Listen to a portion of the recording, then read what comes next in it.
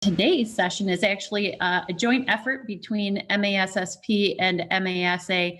As we talk about something like student rapid response testing, it's certainly going to be beneficial to have both superintendents and principals talking together about what this might look like. So thank you to everyone who has already started with introductions in the chat. And I also noticed some of you were posing questions in the chat and sharing what you were hoping to learn today, which is always great as well. So please keep in mind that once again, if you scroll across the bottom of your screen, you'll notice there's an opportunity to either participate in the chat, which many of you have already done, but there's also a specific spot for you to post questions. So we are going to use the Q&A for your questions. If you just want to say hey to a colleague or make a general comment, you can use the chat for that. But if you're actually going to ask a question, please use the Q&A. There will be a copy of this slide deck and a copy of a recording of today's session that will be sent to everybody that has registered. So if you want to share this with a colleague following the presentation, you'll have the opportunity to do that with both the slides and a recording of the event. We always just kind of provide a disclaimer about this. One of the things that you're possibly going to want to follow up on is, do you want to consider talking to district legal counsel about maybe forms you might use, implementation, staffing issues? So please keep that in mind as we put this information together for you. We have quite a few panelists with us today, which is fantastic. We have Dory Lako, who is the superintendent in East Lansing Public Schools. And Dory is planning on implementing rapid response testing with students. She's already been offering it with staff. So she's going to talk about what did that implementation look like, share communication with you, and all of the pieces that were considered in going into making that decision. And from MDHHS, we have Hannah Hamilton and also Dr. Bagdasarian. We also are hoping to have Brandy Johnson from the governor's office. And then we also have with us Jennifer Bustard, who's the past president of MASSP. Jennifer's the principal at Mona Shores High School, and she has been doing rapid response testing with her football players as they won the state championship this year. So she has some just practical application and knowledge of actually doing that testing and what it looked like in her building as well. And then we also have Peter Spatafor, the lobbyist for MASA, along with our very own Bob Kefchin from MASSP. So before we get started, I wanted to offer Peter an opportunity to welcome on behalf of MASA, and then we'll get right into things with Dr. Bagdasarian and Hannah Hamilton providing an overview for us. Right. Thanks, Wendy, very much. And thanks to all of those of you who've signed up for this presentation and to our presenters for sharing their knowledge and information with us today. On behalf of Dr. Kerr, our executive director, I wanted to just be appreciative of the partnership between MASA and MASSP to bring this information to our memberships and hope that you find it valuable. And if you have any questions, send them to me to Dodge and ask Bob. He'll probably get you a better answer. So you all have a good one, and I'll be on the chat if you need anything. Thanks so much, Peter. Don't forget that we are using that Q&A section for our question and answer feature. So we were very fortunate to be approached by MDHHS to talk to schools more about the possibility of using antigen testing with students. And so Dr. Bagdasarian is going to be able to provide us with an overview of what that might look like and how that would work in the schools.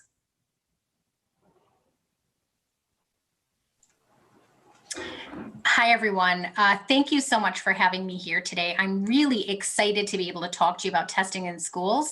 I think this is a really fantastic way to keep students, teachers, and other educators safe and protected from COVID during this very difficult time. I know many of you are starting to get vaccinated, but we have not reached 100% vaccination rates, nor do we have a pediatric vaccine yet. So schools are really a place that we are prioritizing at the state level. We want schools to be open, but we will also want everyone to feel safe and protected. So excited to talk to you about this program. I'll start out with a little bit of background. we received a large number of antigen tests from the feds back in the fall, and we use them primarily in congregate settings. And this is really residential congregate settings. So places like long-term care facilities. I think we're having some technical difficulties here.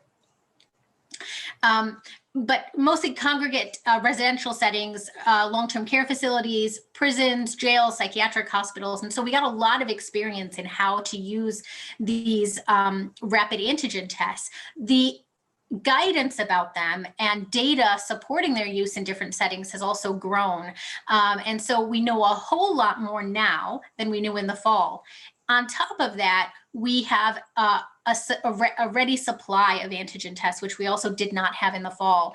And so we've been using these antigen tests in a targeted way to be able to support various activities in school.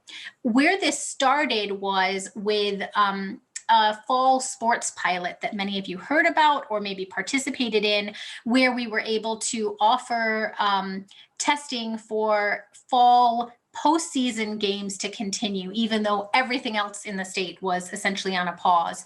And the tests were really helpful. They allowed us to test people over time. And when we found positives, we could prevent outbreaks from happening in these athletic teams. We then expanded this to our winter testing program, where we had sports teams who are not able to wear masks. So wrestlers, for example, they can still continue on with athletic activities with a robust testing program. What we're seeing now is the places where there are outbreaks happening in athletic teams tend to be the athletic teams that are not testing. So this is available to any athletic teams in the state who want to participate, but as of now, it seems to mostly be those who are mandated who are actually participating. So Hannah, do I have a slide before this? I'm hoping you can see my entire screen and it's not just the presenter view. It's a presenter view, but that's okay. Okay. But no, it kind of just goes right into student testing. Okay. So I will start out by saying that we're now making testing available for all secondary school students, to any schools that are interested in doing this. There is a little bit of upfront work required, but schools who've worked with us in the past, I think, have gotten used to the cadence and figured things out pretty readily.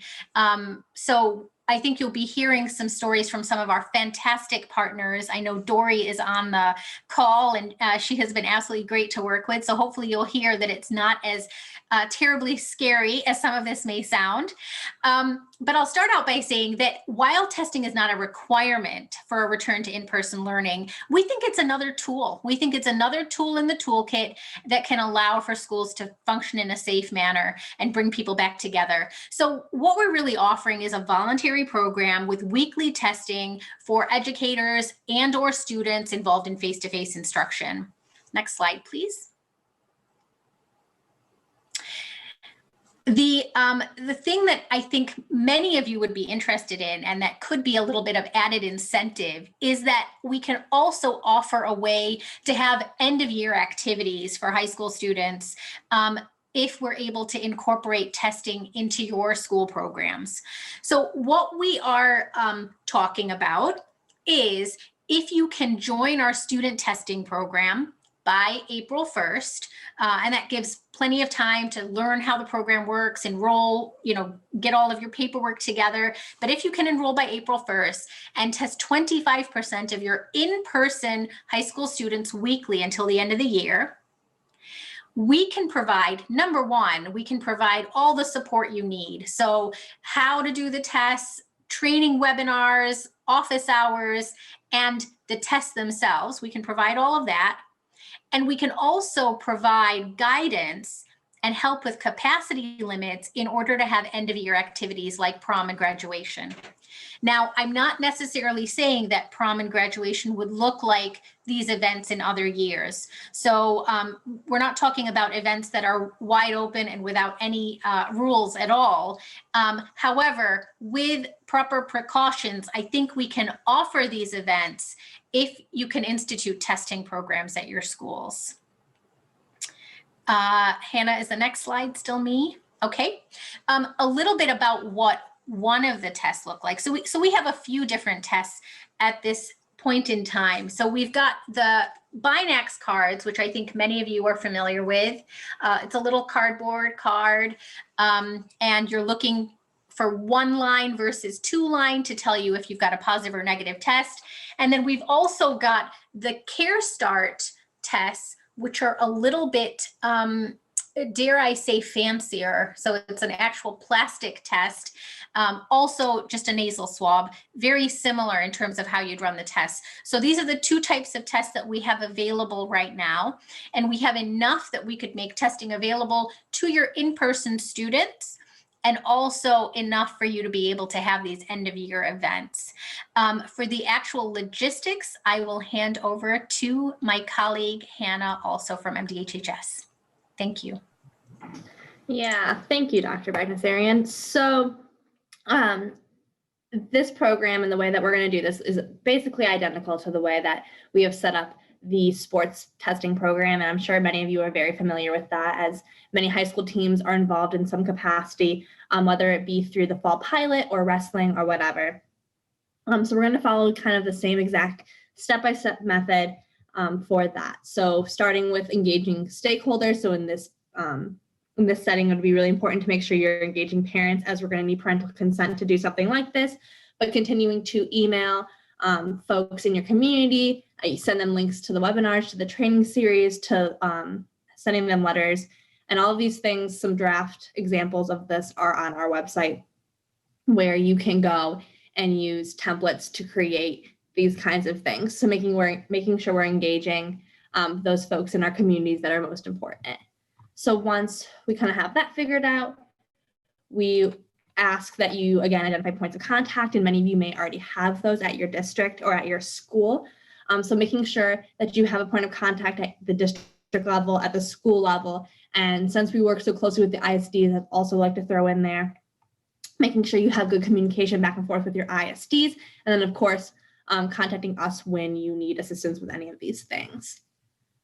After this, we're going to have you train your folks at your school. So as mentioned before, these tests are very, very simple. All you have to do is watch a couple of training videos. So on our website, we have links to the training videos. We also have links to a live webinar, which is wonderful, and answers lots of questions there. So watching the training videos, reviewing all the links, watching the training webinar, and then, as Dr. Bagdasarian mentioned, we have office hours on Friday mornings, where you can come, pop in, talk to one of us on the team about any questions you have related to the testing program, how the testing works. Any of those things, we're available to help sort out logistics, think through anything, so you can attend those office hours, and that link is also up on the website. If demand is super high for these things, we can also continue to offer more training webinars, hold more office hours, just be here to assist in the training process as well.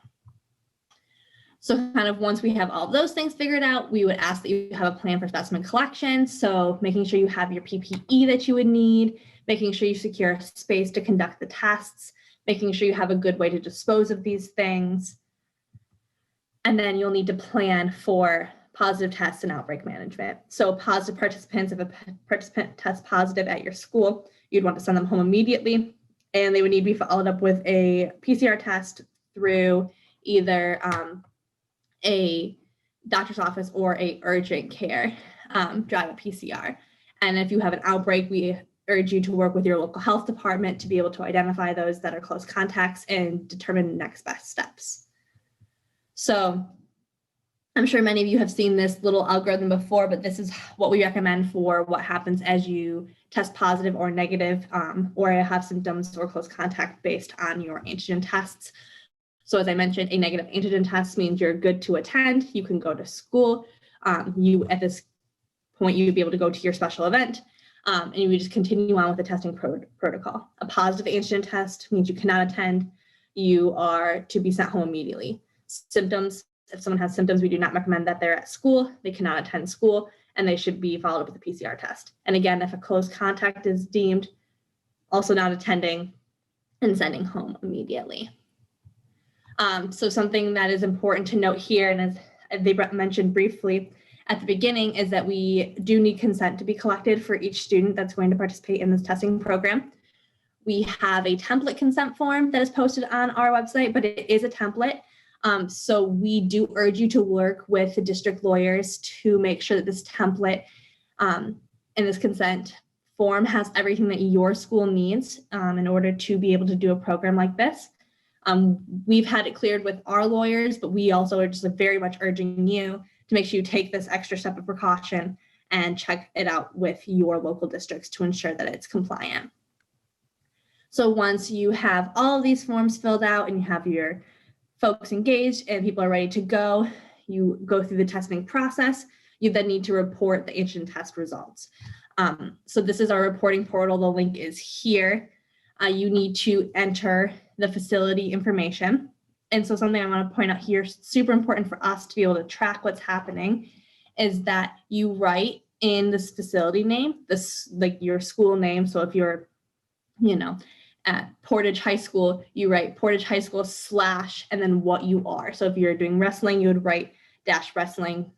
For students, you do -students, educators -educators. So that way we're able to keep track of these testing results. Also ensuring that you're selecting school, you're entering your district and building ID, which you can find, if you don't know that, on the EEM. And then the other kind of change is the individual ID.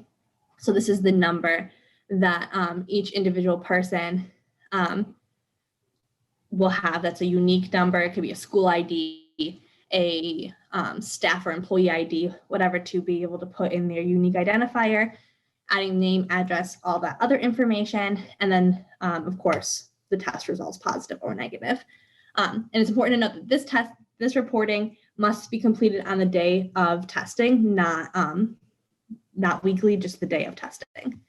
And then we have another form that we ask you to fill out, and this is the reordering form. And so because we were working so closely with the ISDs to be able to distribute these tests, we need a good way of letting them know how many kids you have left at your school. So the way we do that is we track it through what the test results are reported.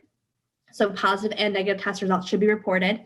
And then by filling out this reordering form, we can provide the ISDs the information that they need to be able to continue to fill your school with antigen tests. So this one is to be completed weekly. And we ask that it's completed regardless of school's inventory. If you feel like you have enough kits, we will not provide you additional kits. Like, we know how many kits the ISDs have when we are working with them before we send additional kits to them. But this is just a really good way for us to be able to monitor the program. We ask them specific questions about follow-up PCR tests, etc. So it's a good way for us to ensure that this is working, this program is successful. So just a little aside, if you're doing educator testing, it just needs to be filled out once a week. If you're doing student athlete testing, we ask that it's submitted twice. So one for MASSP sports. So if you're testing basketball players, competitive cheer, ice hockey, you can submit it for those. And then if you're doing unmasked, so in this case, just wrestling, we ask you to submit that separately just so we have a good idea of what's happening in those two different sports sections. And then the link to that is here as well. I mentioned that if you don't know your building ID, we often ask what your building ID is because it's a really easy way for us to track different schools. You can look it up in the MDHHS lookup portal, and all you do is type in your school here, and it will give you your ID here. And these are the numbers that we're going to ask you often. So once you click on this, it shows you just what your district number is, your ISD number, what ISD you're a part of, a lot of information that we ask you if you don't know that. This is a good place to look up your school to kind of get that information out. So once we have all these things filled out and you are confident that this is something that your district can do and follow through with and would like to do, we ask that you fill out the enrollment form. So the enrollment form for the staff and student testing is identical as it was in the past with just like the voluntary educator testing. It's the same thing. it just asks you to click staff or students. So we are still taking enrollment for staff. Staff are more than welcome to be tested on a weekly basis as well. And then also, this is where you can input your information on student testing here. So just going through and filling this out so we have some good numbers. I also wanted to highlight while we're all here, we're also still taking enrollment for the My Saver Sports program.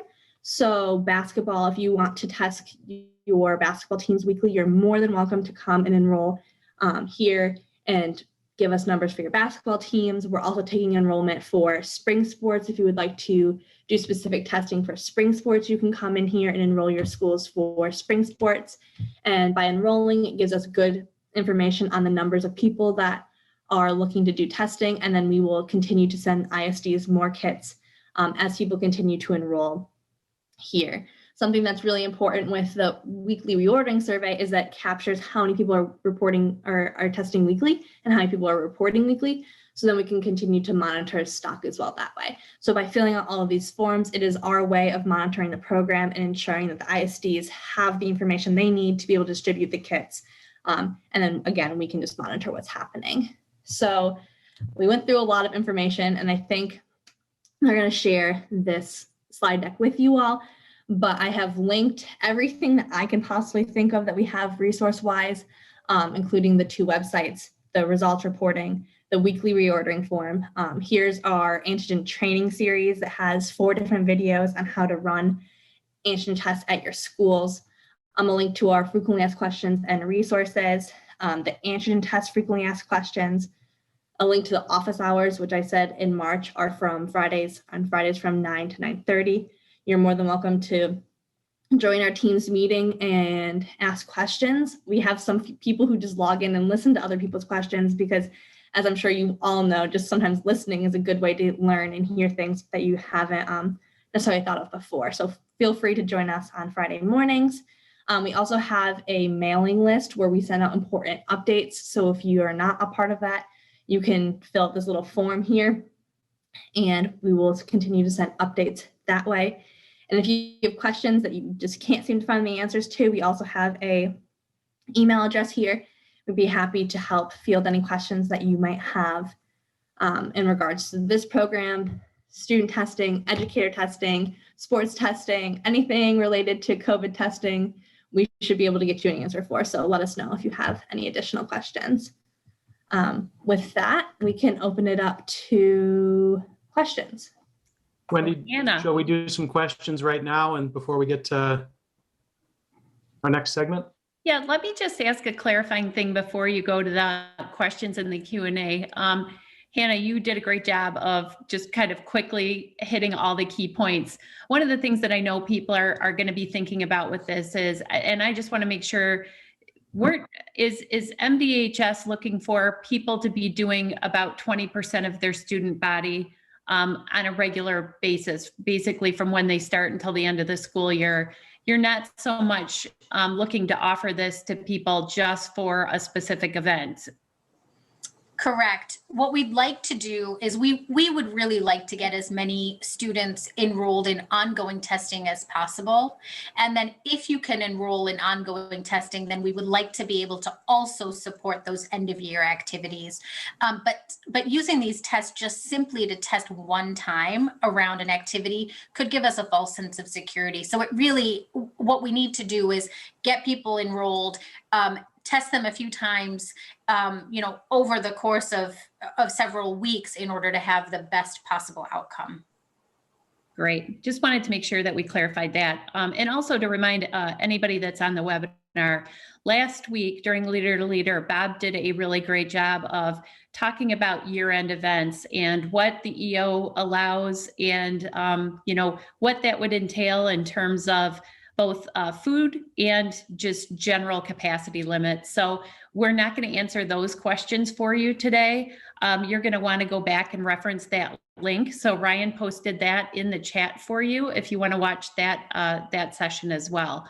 So today we want to just try to focus our time just on the antigen testing particularly. So Bob's going to grab some of those questions right now for you, Dr. B, and for Hannah. And then Dory's going to get into What does this look like when you start communicating it across your school district? So very quickly, guys, I just want to clarify, we're not saying that rapid testing is a replacement for masks, right? We're saying that this is in addition to masks as an additional safety measure. Do I have that correct? That's absolutely correct.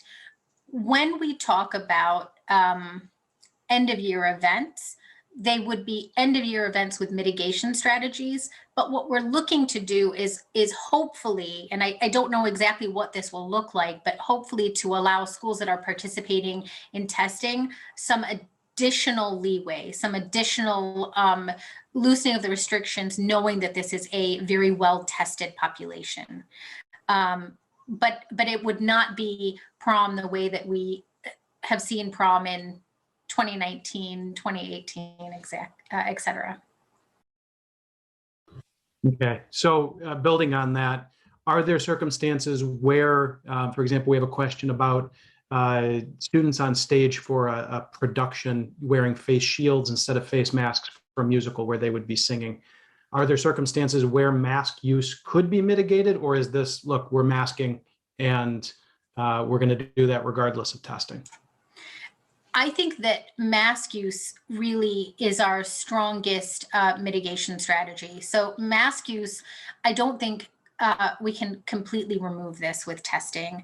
There could be some circumstances where we are able to, find ways around it. So for example, I saw that question come up in the chat. I would be happy to chat with that school just to sort of see what this could look like. If it could be a situation where there is a single person on stage singing with just a face shield and tested, maybe that would be acceptable. So I'm happy, if people have ideas on how they would like to do this with other mitigation strategies, I would be happy to hear them out and see if we can work with them.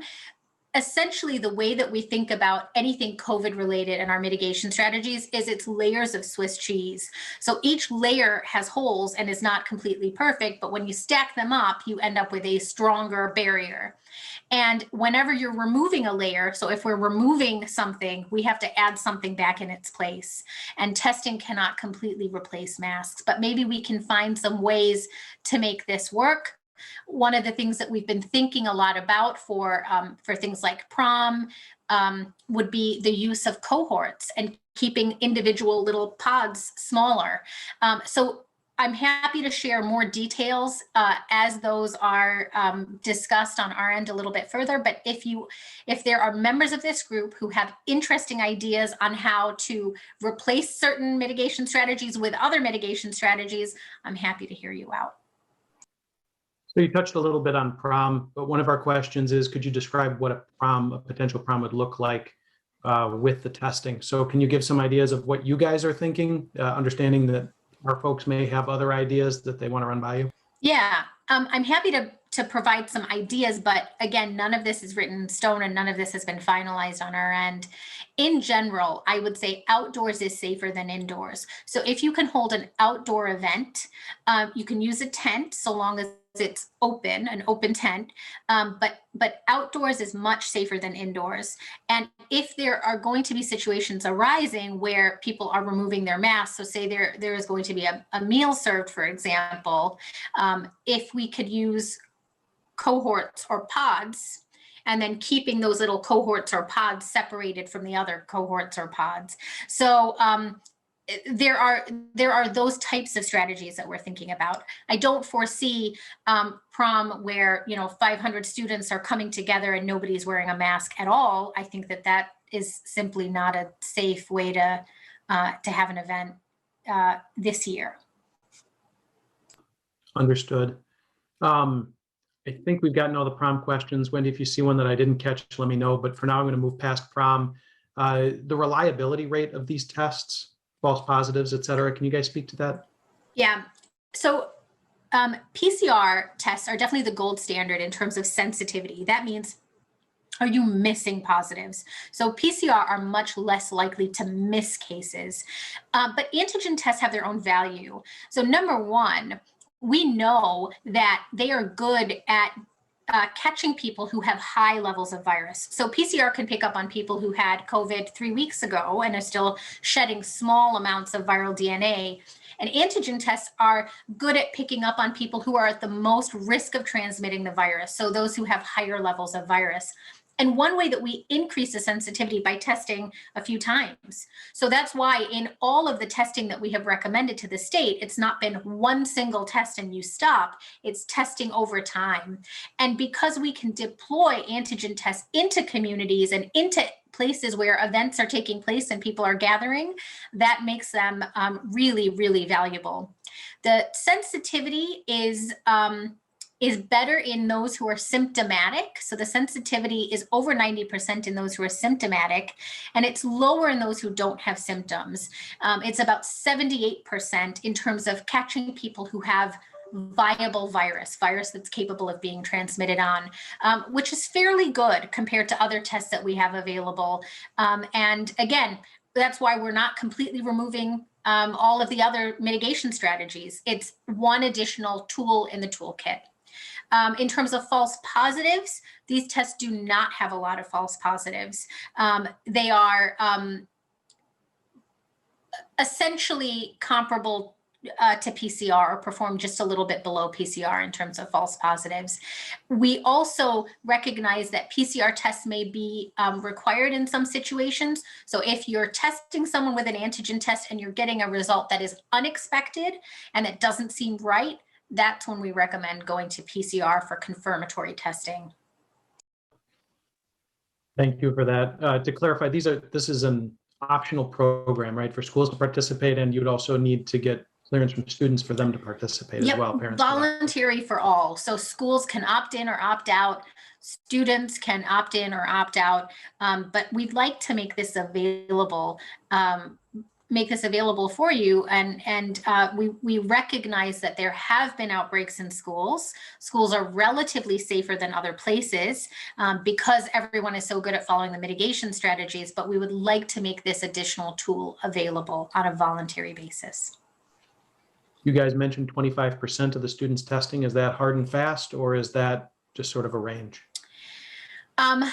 I think 25% is, it's not an absolute, but really my goal would be to have schools try to meet that threshold over a period of time in order to be able to say, well, we've been testing, we don't have outbreaks going on that are undetected. We've been able to catch cases rapidly, and that I think would allow us all to feel comfortable having some of these end of year events with slightly relaxed guidance. If a student returns a positive test, is it the county health department that has final say on quarantine? For example, MHSAA says a positive antigen test, if you get a negative PCR test within 48 hours, you can return to play. But in this particular person's case, a county health department says, no, everybody quarantines, no exceptions. Would those same basic structures apply here? Yeah, we'll always defer to local health departments. There could be mitigating factors. We've now got variants that are circulating in the state, and so we're extra careful when there's a variant. The local health departments have the best visibility about extraneous circumstances, and so we would defer to them. But in general, if you get an antigen test and someone has no symptoms, no exposure, they're very low risk, if you can follow that up immediately with a PCR test and it's negative, then we would generally regard that as a false positive antigen test. Okay. The form that schools fill out, we have a question about, would students' names automatically be filled in, or do they have to refill the student's information every single time they file it? I think they're referring to the results reporting, and we've heard over and over again that the results reporting is super cumbersome. So we are working very rapidly on many different areas in which we can try and, reduce the amount of data entry that requires. But for right now, it's the way it is, and that you have to type in each individual for now. But we're hoping that soon we have a solution for that. I think we certainly acknowledge that that's the most painful part of this testing program. The tests themselves are super easy. Administering them is not hard.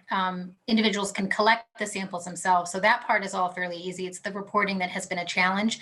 And we do have a variety of solutions that we are this close to. So be patient with us, please.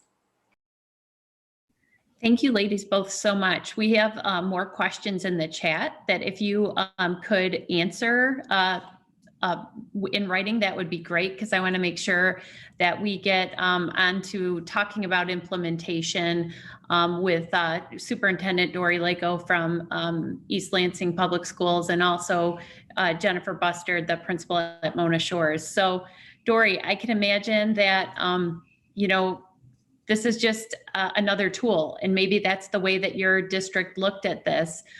What was kind of your thought process when this became available that made you say this might be a good direction to head in? Yeah, sure. Thanks, Wendy. You know, we really looked at, as we returned to school, there was a lot of concern amongst families and staff. And so we did also have the opportunity to do the testing with our football team until that Mona Shores team took us out. And I actually did the training myself and helped conduct it with our kids, which I think was super helpful for me to actually experience it. And it is as simple and easy and painless as it was described. We, you know, I heard Dr. Bagdasarian talk about the Swiss cheese piece, and we've used the analogy safety lasagna about all the different layers that we can put in place. And we stole it from an article. I think Jennifer Oster is the author of it.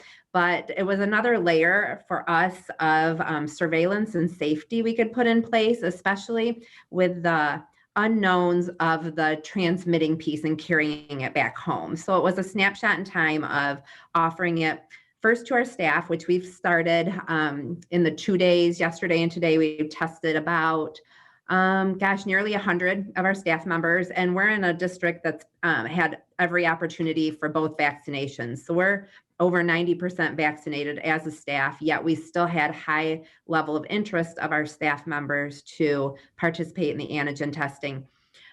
We also wanted to carry it over to our students, just because a lot of our students also interact with our nearby MSU campus and people on campus too, or even off campus, but in the city. So we considered a lot of possibilities in terms of logistics, but landed on hiring 2 teams of individuals to come in and actually do the testing. So we started looking at our schools, like who might be a individual at a school who could do this. And we thought, we're pulling them away from other jobs. And so we ended up posting positions and hired 12 individuals to be antigen testers. We trained them through the training that was online, and then did an in-person orientation with each of them. And we have them going on site. We thought it was important to put them not in one central location to our district, but they're going on site to each school building 1 time a week to offer it to our staff. So we have a schedule of that. We have 8 buildings in the district. They're covering those 8 buildings 3 mornings a week prior to school starting. We're starting students next week. So we have, we started with an interest survey that we sent out to families with just a simple Google form to gauge interest and gauge numbers at each grade level. We asked both grade level and then how the kids get to school, because for us, we didn't want to pull them out of class for 15 to 20 minutes. And thought that participation would be lower if we did. So we're starting it before, when they first come to school in the morning. We're going to open up the testing site at our school about a half hour before school starts, and are asking drivers, walkers, car riders to arrive that half hour early. And then our bus riders would show up about 10 minutes early. So they may go to class a few minutes late, but it's probably better than them missing 15 or 20 minutes of class and then walking out of their class and going back. We right now have about 125 families who have indicated that their that they'd like to have their students participate at the high school. But I think as soon as we throw out a little bit of information about the possibility of some of these end of year events, I'm really certain these numbers and this interest are going to go up. So I don't think meeting the 25% will be a problem with when the kids and families realize this is an opportunity. And the last couple of things I would share, I have some documents and some pieces of communication I've used, and I'm happy to share with anybody. I could get it to Ryan to share as part of this, or if anyone wants to email me, I'm happy to answer questions or share that. We've staggered it Tuesdays and Thursdays so that grades 9 and 11 will go on Tuesdays and 10 and 12 will go on Thursdays, just to try to separate maybe more of our bus riders and our riders and walkers or car riders or drivers, so that like on Tuesday, we don't have 9th and 10th graders coming and they're all getting there at the same time, more on a bus than maybe driving. So we tried to stagger it with who we thought would be more prone to be getting themselves to school and those who would be taking school transportation to school. And finally, we are also going to be doing some antigen testing post spring break as students return from spring break. So we're offering that for our in-person students that Sunday and Monday as they return from spring break. And then again, 4 to 5 days later, just as another opportunity and another layer of surveillance in our district. So happy anytime for anyone to email me or shoot questions, and I will share as much as we know, and happy to offer insight and also take any suggestions as well. So Dory, can I ask, you mentioned that you think interest in testing might go up when you start talking about whether it's prom or other end of year events. Do you think, and of course this is preliminary, because I know you're just kind of formulating your plans now, but at this point with the information that you have, are you thinking that you would require students that want to attend prom to antigen test? That's my gut, and I was going to ask that as a question. If we're able to make that a prerequisite for attending these events, I think that would have a huge impact on the student testing interest. I've been just this week, I think we've been getting there's a parent group in our district who's really interested in either organizing with the district or outside of the district a prom. And we'd of course rather be part of it than have it, organized outside of our district. So I think I'll take this information to that group that would consist of some parents, some students, our administrators, and develop a plan and protocol for this. But my gut reaction to that is that it would be not just that, like that they would need to participate in testing leading up to those events, and then again the day of that event. Just to build on that real quick, I put it in the Q&A too so that folks have the reference, but MCL 380.11a is the statute that gives local districts the authority to set additional requirements pretty broadly to protect the safety and welfare of students. Same law that we use to do things like preventing peanut butter in our buildings or things like that. Okay, super helpful, Bob. Thank you. So Dory, when we're thinking about that, one of the things that came up last week at our Leader to Leader, we were talking about year-end events, and Bob was talking about, what the limitations are in terms of gathering limits and things. And one of the things that we talked about was, we have kids coming from so many different schools for an event like prom, so you're not just, even if within your own school you haven't had any problems with an outbreak of any kind, you likely are going to have, more than just, the seniors from East Lansing High School attending your event. So it seems like that really does add another layer into why you would really want to do that antigen testing. And I think that that's something that would probably make sense to parents. Just in terms of things that people might anticipate in terms of problems, what type of communication did you do with your board, your school board on this? And is this then going to be part of your kind of monthly COL plan discussion as board members approve that?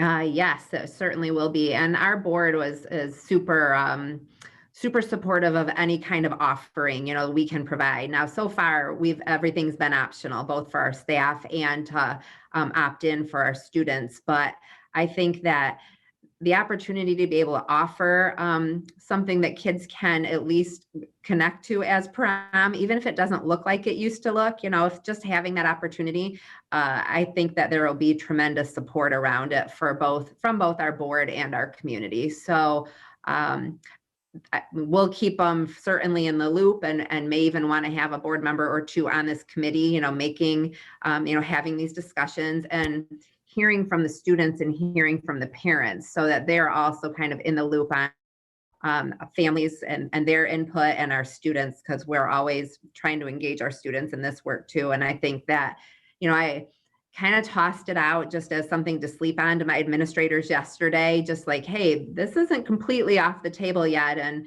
depending on what those executive order numbers look like, we even talked about whether or not, and I know some people will probably gasp at me saying this, but whether or not we even need to offer more than one event, depending on what these executive order numbers look like and what the limits are, whether or not we need to have something for the seniors and their guests, and then another something different for the juniors. But I think that will be really dependent on the both what the EO allows and then how we choose to structure it within the district. All great points. So don't run away, because if I want to get to Jennifer, and if we have time, we might end up having more questions for you as well. Sure, So Jennifer, you personally were involved in doing the antigen testing, and I think both you and Dory were so smart to actually, participate and do the tests of the students yourselves so that you truly understand, what this looks like, what the paperwork is, and wouldn't just be hearing it, secondhand from a staff member. So I think I applaud both of you for doing that. And I think that was really smart. Jen, having done this, process, what are things you are thinking about? Is this something you and your superintendent have discussed? I know it's early, but do you have any thoughts about doing this with your more large student population? Testing in the fall went so smoothly. Schools do logistics very well of moving kids through a process. Once we got over the anxiousness and the uncertainty of it, it really was very helpful. It helped the athletes be more comfortable, the coaches be more confident. So I see the possibilities that we could be using this as another layer of safety. And so, yes, we are starting to have those conversations. This is fresh on the table about how it can help our school as another safety measure. We're going to be returning soon to 4 days of instruction. And could this be a part of that journey as well?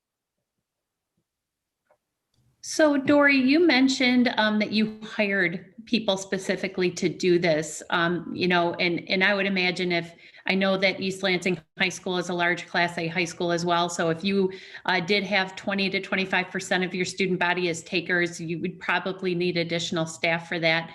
Would you be willing to share that posting? Because I'm curious, were you looking for any certain requirements? Were you hoping that they had some type of medical background, or did that not matter to you? Yeah, I'm happy to share the posting that we used, and we actually had nearly 40 individuals apply for these positions, and I'd hoped to hire 10. I ended up hiring 12. So we have 2 teams of 6, and they don't need to have medical experience, but I had a few people who did. So what I ended up doing is making them team leaders. So the team leaders are also responsible for doing the reporting online. So they're taking that responsibility. We ended up hiring it, just because we really wanted to be able to rely on our folks. Someone had suggested using volunteers, but we ended up compensating these individuals, and then they're going to also do our students. And then we've partnered with a neighboring district who is implementing this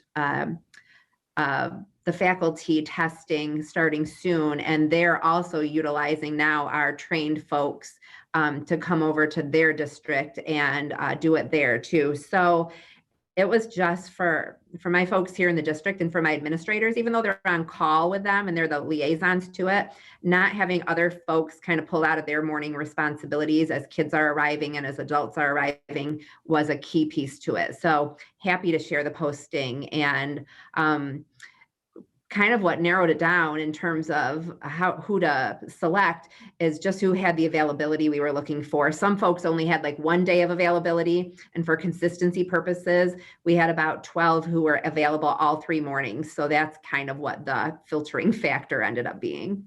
And they've been fabulous. Great. So Jen, can I pose that question to you as well? Obviously, when you were doing it just for sports teams, maybe you didn't see the need to, hire for it.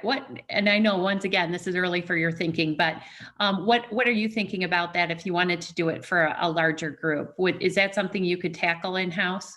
Yeah, definitely. Right now, we have trained our athletic director, our athletic trainer, our district COVID coordinator, who is also a registered nurse.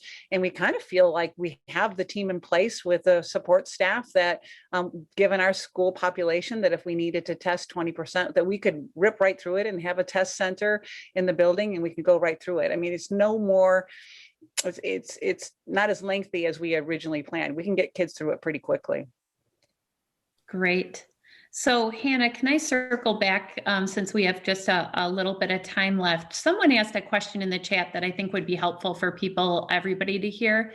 The question was, if your school is grades 7 through 12, do you include the 7th and 8th graders in testing? And would they be included in that 25%, that you're shooting for? Obviously, these kids are all sharing the same halls if it's a 7 through 12 building. I think that we can definitely support if you want to open up testing to those kids, and if that's something that they're interested in. I think we probably have enough tests to do so. As far as roping into the 25%, I would think we're going to want to try and shoot for the 25% being those involved in those extracurricular activities towards the end of the year. I'll just add, part of the reason why we're having this discussion with high school principals and not principals of younger students is because COVID-19 is more of a risk to children who have more adult physiology. So these are kids who have almost adult-sized bodies and adult-sized lungs and are just as capable of transmitting the virus as adults. And so we're really trying to target the older age groups. There's not really a cutoff per se, but we know that as children's bodies become closer to that of adults, the risk becomes the same as that of an adult. Thank you so much. So I'm just going to give both Peter and Bob an opportunity to ask any questions. If you think I missed anything, I don't see any other questions actually in the queue. No, I don't see anything in the queue, and I think Dr. B and Hannah and everybody else really did address everything that I could have thought of. Anything from you, Peter? No, I think you've been pretty inclusive. I know that there's always going to be more questions, as we get up and running. But I think this has been pretty exhaustive of the things I've heard from the field. And just so you know, in talking with Jennifer Buster before the webinar, she was gracious enough to be on our panel again last week as well, talking about year-end activities and thinking about this. So and kind of in between that session and this one, she encountered a number of principals saying, oh, we either heard the webinar or listened, live or heard the recording. Now we have more questions. So Bob and I will be working on, whether we put out kind of an FAQ about that, whether we do another event, but we understand that you probably do have a lot of questions. And, the thing that we do want you to be mindful of, although you might watch last week's presentation and you watch today's presentation, a lot of the questions that sometimes people then start asking are so in the weeds that it would require either your own district's legal counsel to answer or your county health department, because there, are going to be differences of opinion, between those people. So we can provide you, kind of like that higher level, but if you're really wanting to get in the weeds or, hey, here's a form I'm going to use, we wouldn't be able to approve something like that or give you, I think coverage level feedback you need from an attorney. So just kind of keep that in mind. Hannah, did I also see in the chat or in the Q&A that you guys are working on some further guidance on this as well from MDHHS? Yeah, we're working on outlining exactly what this testing program would look like and the things that we may be able to offer as a result of it. So just one last thing, Hannah, in closing here, one of the things that you recommended was trying to get this in place and up and running with students prior to spring break. Obviously, many families, regardless of CDC guidelines not to travel, are going to make a decision to do that. So, the concern is people have gone all over the place and come back to school. So it would be really, really helpful to have this in place before they come back so that you would be able to, head off mitigate any problems that might be coming back after break. Is it mandatory that they do that, or is there kind of like a timeline where if they don't have it up and running by X date, then not this year? So we would like everyone to start by April 1st, just so we have enough time to be able to do that testing leading up to these events. I would highly recommend starting earlier. I mean, if you feel confident and you want to start next week and you can give the people, you're more than welcome to do so. As far as spring break testing goes, we are working with a couple of ISDs in the areas to set up some pop-up events to cover some testing, like after spring break before students return. But we would also provide kits if you have something you wanted to do and you were doing weekly testing. You could absolutely do post spring break pop-up sites at your school like you would normally. Great. I'll add one quick point. While we have not issued any mandate on requiring testing for students who have traveled out of state and are returning after spring break, if individual schools wanted to put a policy or strongly encourage that, I would be in favor. We do have some travel guidance that we've issued, and I can put that in the chat. But we think that traveling out of state to other states where there's high levels of transmission and high levels of the variants could be very concerning. Okay, one last question. This is a little bit of a forecasting one for MDHHS.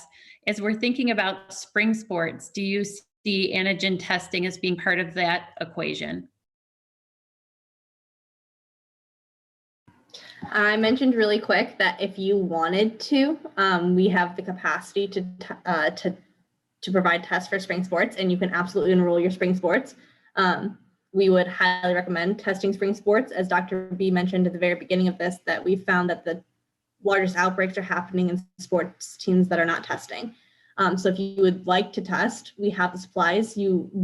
I think the enrollment form's already up. It has updated spring sports on there, so you can go in and pick women's soccer, men's lacrosse, etc., and enroll your schools. So we really would highly recommend testing for all sports teams, and it would be kind of a good way to hit your student testing too that you would need. Perfect. Thank you for that recap. Appreciate that. Thank you to Dory and to Jennifer and to Peter and Bob and to Dr. B for all being part of the webinar again today. Once again, for those who may have joined late, we will be sending you a link to this recording, and we will also send you a link to the slides. And we will also work with Dory to get some of those documents that she mentioned, the job posting and some of the communication, so that we might be able to share that. And if there's any other links that were mentioned, we'll try to grab those as well. So thanks, everyone. We really appreciate your time. Hope you have a great rest of your week.